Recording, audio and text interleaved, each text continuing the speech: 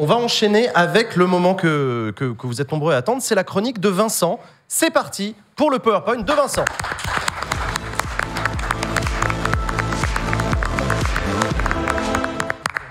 Salut Vincent. Ça va, vous allez bien? Bah oui, et toi? Ça va, écoutez, j'ai changé ma chronique jusqu'à il y a 30 secondes, mais c'est l'habitude, hein, avec Adèle, on est un peu comme ça, j'ai l'impression, donc voilà, c'est parfait. Bah écoute, très bien. De quoi tu veux nous parler aujourd'hui, Vincent? Aujourd'hui, alors vous savez, ma spécialité, on va dire, c'est un peu la culture web. Donc mon premier PowerPoint qui est magnifique. Extraordinaire. Bon, en HD, comme ça rend moins bien que sur mon petit écran, hein, mais forcément. Je me suis dit que j'allais me pencher sur le cas d'un jeune youtubeur qui a vraiment commencé à percer ces derniers mois. Je ne sais pas si vous le connaissez, mais je parle évidemment de Emmanuel Macron. Ah, mais oui, bien sûr. Parce qu'entre le mois de novembre et avant-hier, il a publié ses 3 premières vidéos de youtubeurs. C'est des FAQ dédiées à l'écologie. Et je dis évidemment vidéos de youtubeurs parce que c'est vraiment les premières qu'il fait avec, comme si c'était monté comme des vidéos de Squeezie ou de Michou. Et comme regarder des heures et des heures de vidéos YouTube, c'est mon chemin de croix, un petit peu. Un chemin que j'ai pris tout seul, hein, on m'a rien, vraiment, personne m'a forcé, hein, pour le coup. Je me suis dit que ça serait intéressant de se demander si, est-ce que, Emmanuel Macron, c'est un bon YouTubeur, en fait. Est-ce que, voilà, il sait faire des vidéos? Je vous laisse apprécier un petit peu, voilà, l'esthétique, les transitions. C'est chiadé. Voilà. Non, c'est chiadé. Non, mais j'ai mobilisé toute une équipe là-dessus. Hein. Voilà, il y a du budget. Il y a du budget. Faites des dons. Faites des dons. Mais avant de vous présenter évidemment mon plan thèse, antithèse, synthèse, hein, comme on faisait au lycée, je me suis dit qu'il fallait vous rappeler que par le passé, Emmanuel Macron, il a déjà tenté de devenir un peu créateur de contenu sur Snapchat. En 2017, bien sûr, quand il était encore candidat, il avait fait une FAQ un peu farfelue. Il avait présenté son filtre Snapchat préféré, que vous pouvez voir ici. Il avait raté un Bottle Flip Challenge, le Bottle Flip Challenge, hein, on s'en souvient également. Et il avait aussi conseillé un étudiant qui lui confiait avoir craqué pour sa prof de droit pénal. Il avait dit... Si c'est... Comment pécho sa prof, sérieux? Si c'est réciproque, pas de tabou, il avait dit, tout simplement. Voilà, donc j'ai l'impression que vous êtes nombreux à avoir oublié ce moment qui a quand même, je pense, fait basculer l'élection présidentielle, à mon humble avis. Hein, voilà. Donc sur Instagram, évidemment, c'est le réseau social de la mise en scène de soi. C'est parfait pour le président de la Startup Nation. C'est vraiment ce genre de photo, c'est idéal pour lui. En revanche, sur TikTok, parce qu'il a essayé d'être TikToker avant de devenir youtubeur, c'est un peu plus compliqué. Il a fallu faire un peu plus violence, on va dire. Il a dû apprendre à tenir la caméra lui-même, à faire tomber le costume, à se décoiffer même un petit peu des fois. Et un peu comme un influenceur en quête d'authenticité. Vraiment, ces vidéos, on sentait qu'il assumait pleinement la posture du coucou, j'espère que vous allez bien. Aujourd'hui, vidéo un peu spéciale. On va parler vaccination et attaque des titans. Enfin, c'est vraiment ce qu'il y a à un moment dans un TikTok.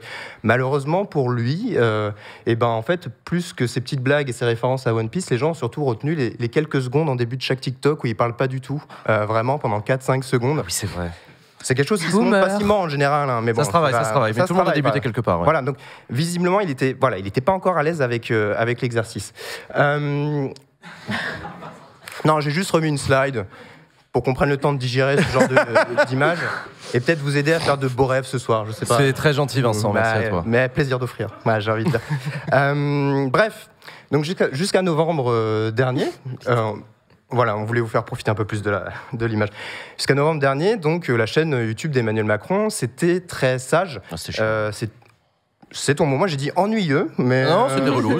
C'était officiel. Et ça servait surtout à documenter son mandat. Donc, pas question pour lui de tenir lui-même la caméra, en fait, hein, de donner une autre image que celle d'un président qui serre des mains partout autour du monde, au peuple comme aux puissants. C'était vraiment la caricature du président imposant, etc. Et les vignettes elles-mêmes manquaient cruellement d'inspiration, hein, vous pouvez le voir. Et je pense que notre monteur maison, Pemph, il doit vraiment souffler un peu fort du nez actuellement, parce qu'on voit les efforts qui c'est un développe riche de merde. pour le coup. En plus, le Rich est à Non, mais chier. c'est la le riche cata. à chier. Le riche quoi, à mais chier, c'est- ouais. Exactement, les vues étaient vraiment pas au rendez-vous. Il a quand même presque 300 000 abonnés. Ce qui est pas Et bien. voilà, donc là, en revanche, ce qu'il a tenté de faire, donc quand les vues ça marche pas, qu'est-ce qu'on fait? On fait des collabs, bien sûr. On fait des collabs, du fit and fun. On va chez Hugo Décrypte pour faire une petite interview et on va surtout faire un concours d'anecdotes chez McFly et Carlito. Donc c'était très très délicat parce que voilà, c'était un moment assez gênant, on va dire. C'est une démarche qui est faussement apolitique, où il y a une volonté de viser un certain public, de futurs électeurs. C'était 1 an avant l'élection. Il y avait eu pas mal de débats autour de ça, y compris quand il a fallu assumer son gage quelques mois plus tard en partageant une photo des 2 youtubeurs quelques secondes avant de rendre hommage à Samuel Paty dans la même vidéo. Mine de rien, en écrivant la chronique, je me suis dit, mais Emmanuel Macron, il partage déjà un trait important de l'identité du youtubeur, c'est-à-dire une capacité folle à se prendre une sauce sur Twitter tous les 2 jours. Vraiment, c'est assez fort. Bref, on arrive sur YouTube, sur les fameuses 3 vidéos où il répond, c'est un peu sa trilogie Cornetto, j'ai l'impression, à lui. Il répond à quelques questions d'internautes sur l'écologie. Sur les miniatures, d'abord, on va le voir, on voit tout de suite qu'il y a une différence frappante. Donc, on est vraiment sur du cliché un peu de youtubeurs. J'ai mis des petits parallèles avec des vidéos de youtubeurs, donc notamment les petites légendes entre parenthèses, le gros plan, le fait de tenir la caméra. Voilà, on voit le petit parallèle avec Casey Neistat est quand même assez frappant. T'es sympa de pas avoir mis des miniatures de ma chaîne parce que c'est exactement ça. Non, mais merci, t'es sympa. Voilà, et puis en fait, dans la vidéo, ensuite, on sent. Enfin voilà, je vous ai mis quelques petites images juste pour vous montrer que. Voilà, il lance lui-même la caméra pour nous faire croire qu'il nous parle à nous, qu'il fait lui-même ses vidéos, limite dans sa chambre, hein, presque. Et en fait, on voit donc il y a des cuts, il y a des zooms. Il y a des jump cuts même. Il y a du jump cut, il y a du glitch. On adore le glitch, bien sûr. Mais oui. Et du texte en très gros sur l'écran, comme vous pouvez voir en bas à gauche. Sauf que c'est un code couleur qui est très mauvais, je trouve. Ouais. Et moi qui confonds certaines couleurs, j'ai eu du mal. Voilà, c'est une petite requête personnelle. Et puis il y a des petits moments de off où il se montre en train de boire de l'eau parce qu'un président, comme vous et moi, ça boit de l'eau, tout simplement. Ouais. Buvez de l'eau. Hydratez-vous. Je sais pas si ça vous donne envie de vous abonner pour l'instant, mais moi, pour l'instant, je trouve que le cahier des charges du youtubeur, il est assez rempli. En soi, c'est pas le plus original, mais voilà, il est quand même youtubeur. En revanche, pour moi, il y a un vrai faux pas. La caméra est positionnée en légère contre-plongée. Oui. Ça va être un peu, on va en reparler juste après, mais et donc à la différence de beaucoup de vidéastes, hein, pour le coup, on était habitué à une vidéo en plongée, et là ça laisse paraître une forme d'ascendant un petit peu, je trouve, de la part du président, qui va même devenir un peu condescendant. Avec, on se fait engueuler. Quelqu'un qui a été un peu piquant avec lui sur Twitter. Vous pouvez voir voilà, le pas pour ma pomme. Oh la vache. Et ensuite, dans la troisième vidéo, c'est même encore pire en termes de plan parce que, en fait, il nous regarde encore plus de haut, mais depuis un fauteuil. C'est-à-dire que là, nous, on est à hauteur d'enfant. Voilà. C'est ultra paternaliste. Voilà, donc là, merci pour ces questions. Il nous regarde un petit peu de haut. Prends un petit gâteau et va jouer.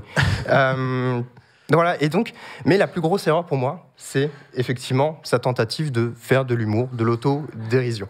Parce que, ou de montrer qu'il a de la finesse, ou au contraire d'assumer qu'il a un manque d'aspiration pour répondre à certaines blagues. Vraiment, des fois, il lit des tweets et il n'a pas de répartie pour ça. Et donc, il y a un blanc qui est un peu. Voilà. Ouais, bah d'abord, c'est toi. Hein. Ouais, toi d'abord.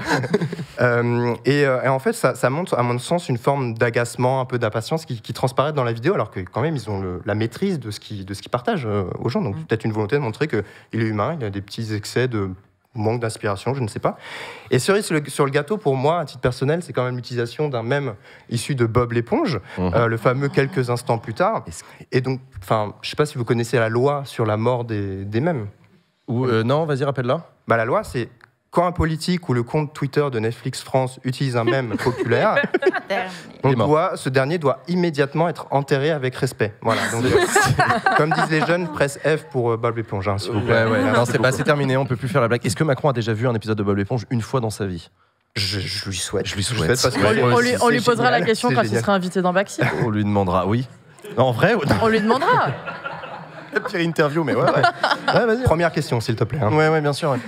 Voilà, bon, malgré tout ça, c'est quand même difficile de nier qu'Emmanuel Macron, c'est bien devenu un youtubeur à temps partiel, en fait. Hein. Pas un bon youtubeur, à mon sens, mais un youtubeur quand même. Surtout que son objectif, il est atteint, au final. Là, bon, la vidéo, elle venait d'être postée il y a 1 heure, mais mine de rien, les autres vidéos marchent très bien. C'est-à-dire qu'il a pu, voilà, sous couvert de transparence, transmettre le discours qu'il souhaitait au public qu'il voulait viser, et sans forcément la contradiction qu'il pouvait avoir en face. C'est pour ça que moi-même étant pas forcément spécialiste sur les enjeux climatiques, je vous recommande vraiment soit la vidéo de Blast ou les articles un peu de fact-checking de KnowYou ou de France Téléinfo, parce que ça parle des imprécisions, des exagérations qu'il peut y avoir dans les propos d'Emmanuel Macron. Alors, heureusement, je trouve, le président et son équipe n'ont pas trop compris Internet et sa culture, et c'est un peu rassurant de se dire que cet espace virtuel qui évolue tous les jours, il échappe encore un peu aux politiques, et donc il nous appartient à nous, humbles internautes, amateurs de shitpost. C'est quand même assez rassurant. Et pour conclure, je dirais que même ça me soulage de pouvoir finir cette première chronique en me disant qu'on a échappé, pour l'instant, en tout cas, à ce genre de vidéo. Voilà. Merci beaucoup. Merci beaucoup, Vincent Manfred, mesdames et messieurs.